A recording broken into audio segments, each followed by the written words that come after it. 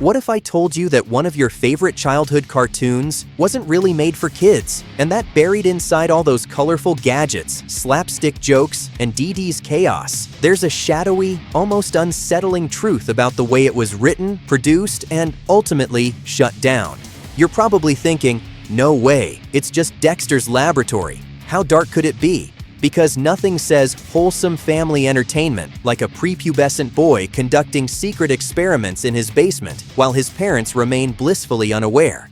Oh, trust me, you have no idea.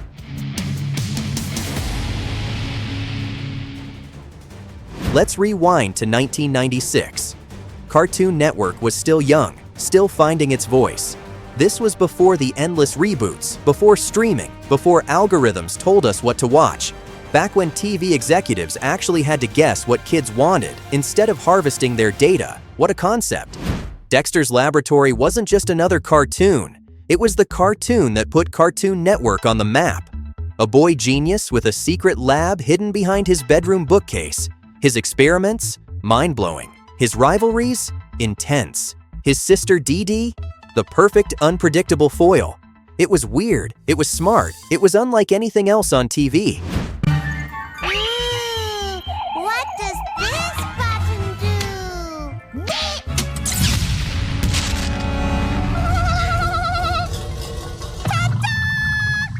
Probably because it was one of the last shows created before focus groups discovered that everything needs to be dumbed down to a third-grade reading level. And if you were a kid back then, it didn't just entertain you, it defined your after-school ritual. But here's the thing, that show's brilliance came at a cost. And the cracks? They were there from the very beginning.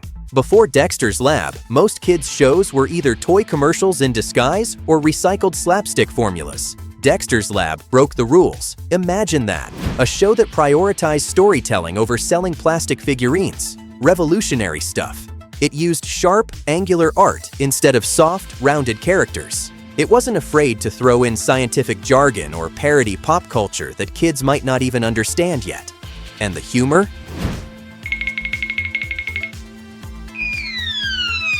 Hi, honey.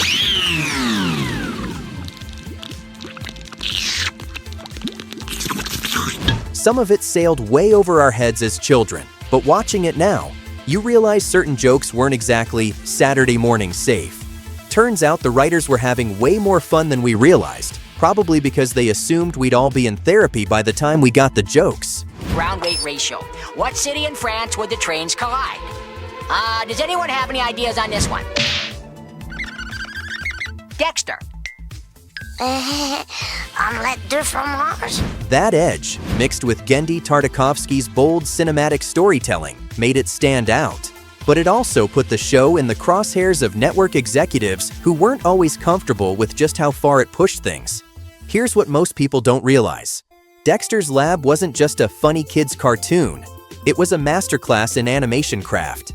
Tartakovsky was obsessed with timing.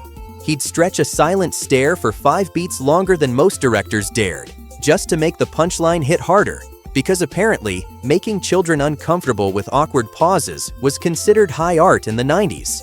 The colors? Warm, yet slightly muted, giving the whole lab a surreal, almost dreamlike quality. And then there was the sound design.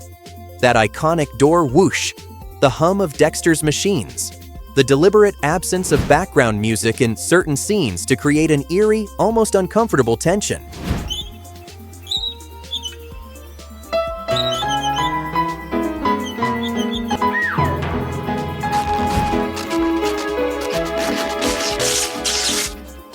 Stay calm, Dexter. You must continue your work.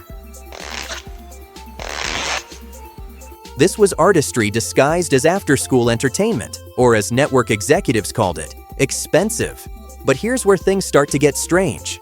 Reportedly, there were constant clashes between the creative team and Cartoon Network execs, because nothing kills creativity faster than a committee of suits asking, "But will it sell cereal?"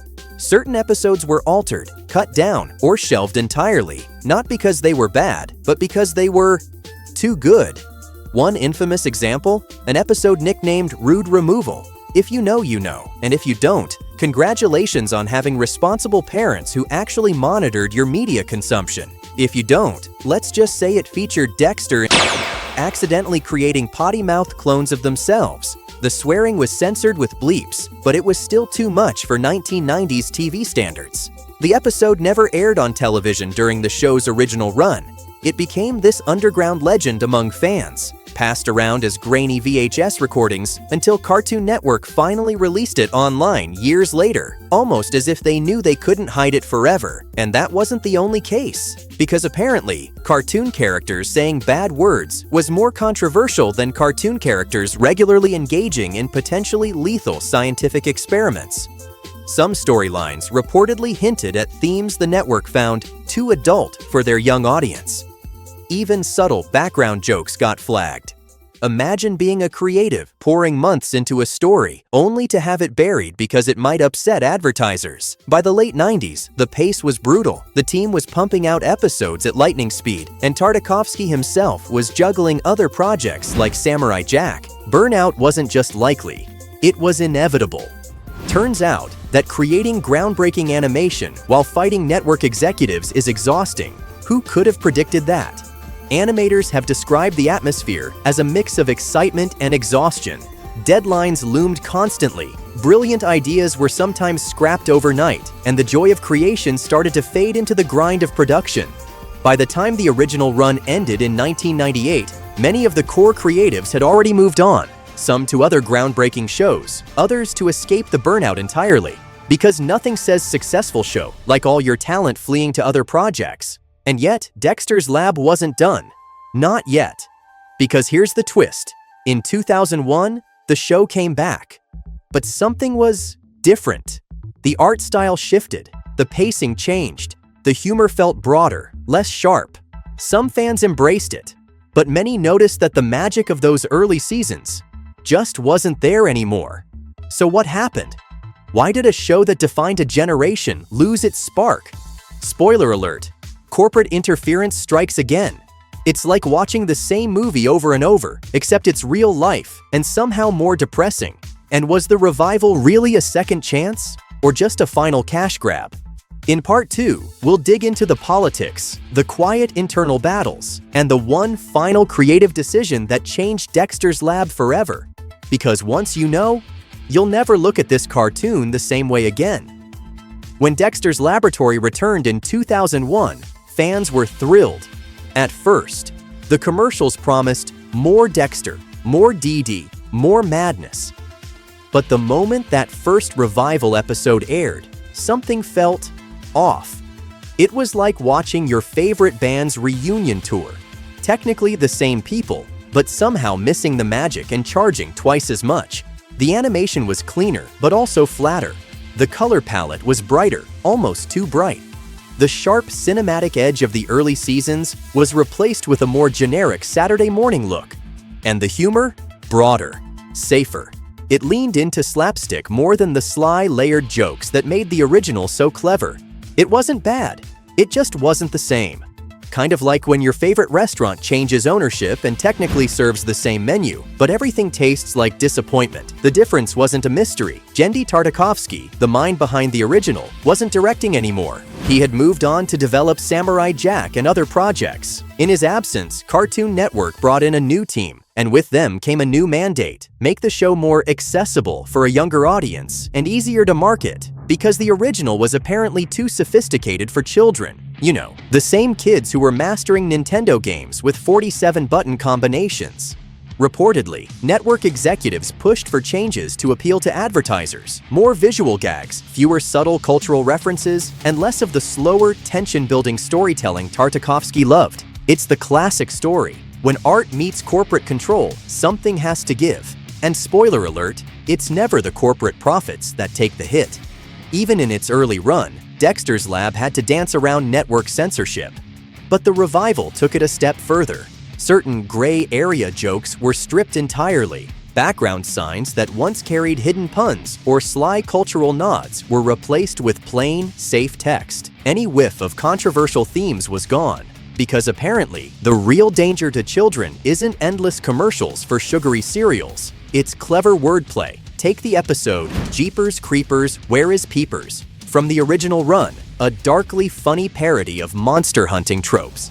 In the revival era, episodes like that were replaced with lighter, less risky plots. It wasn't just about humor, it was about tone. The revival avoided anything that might make parents or advertisers raise an eyebrow. Mission accomplished. They created the blandest possible version of a show that was originally celebrated for being anything but bland. For younger viewers discovering Dexter for the first time in 2001, the revival was just fun. But for fans who grew up with the original, it felt like watching your favorite band reunite without its lead singer. The name was the same, but the soul had shifted. It's the entertainment industry equivalent of expecting filet mignon and getting a McDonald's burger. Technically, both are meat, but let's not pretend they're the same thing. Internet forums, yes, those early 2000s message boards were full of debates. Some fans argued the revival was just different, not worse. Others called it a cartoon zombie, alive in name only. And while ratings were solid at first, they began to dip. The nostalgia factor could only carry the show so far. For the new creative team, stepping into Tartakovsky's shoes was a near impossible task. They were working under tighter oversight, shorter deadlines, and with a fan base that compared every frame to the original. Burnout struck again. Turnover was high. And as fresh ideas dried up, the revival leaned more heavily on familiar formulas. Because nothing says creative innovation like playing it safe and recycling old ideas until they're as stale as week-old bread. By 2003, the writing was on the wall. Dexter's Laboratory quietly aired its final episode, and the network moved on. But here's where things get interesting. Even though Dexter's Lab ended, its DNA lived on in other shows. Tartakovsky's cinematic style influenced Samurai Jack, Star Wars, Clone Wars, and even Primal. Writers and animators who cut their teeth on Dexter's Lab went on to shape Foster's Home for Imaginary Friends, the Powerpuff Girls, and Adventure Time. Turns out that when you train people to be creative and take risks, they tend to keep doing that. What a shock! In a way, Dexter's Lab was less a single show and more a creative springboard. It trained a generation of animators to take risks, even if the network didn't always let them. And then there's the rumor. Some say Tartakovsky had a rough outline for a final Dexter's Lab movie, a story that would close the series with a surprisingly emotional arc. In it, Dexter would face the ultimate experiment gone wrong, forcing him to work together one last time. Because apparently, the idea of actual character development and emotional closure was too radical for network executives to handle. It was reportedly pitched in the early 2000s, but rejected by the network. Why? Too mature? Too dark? Not marketable enough? If that's true, it means we were robbed of a finale that could have given Dexter's Lab the closure it deserved. Instead, the show ended not with a bang, but with a quiet fade into reruns. The TV equivalent of ghosting, just disappearing without explanation and hoping nobody notices. Looking back now, Dexter's Laboratory is a time capsule, a reminder of when cartoons could be both silly and razor-sharp, when networks were willing, if only briefly, to take risks. It also reminds us how fragile that magic is. One change in leadership, one shift in priorities, one too many meetings about brand safety, and it's gone. It's almost like creativity dies when it gets strangled by committee meetings and profit margins. But surely that's just a coincidence. But here's the thing, if you grew up with Dexter's Lab, those memories are still yours. The late afternoons in front of the TV, the whir of the lab door, the nonsensical but unforgettable phrase, omelette du fromage, and maybe, just maybe, that's enough. So now you know the truth. Dexter's Laboratory wasn't just a cartoon, it was a lightning strike. Brilliant, unpredictable, and impossible to fully recreate. Just like everything else good in this world. Enjoy it while it lasts, because someone will inevitably find a way to ruin it for profit. The question is, do you still see it the same way? Or has knowing what happened behind the scenes changed it forever? Tell me in the comments, was the revival underrated or should it have stayed gone? And if you enjoyed this deep dive, well, there's another childhood favorite we need to talk about, but that's a story for another day.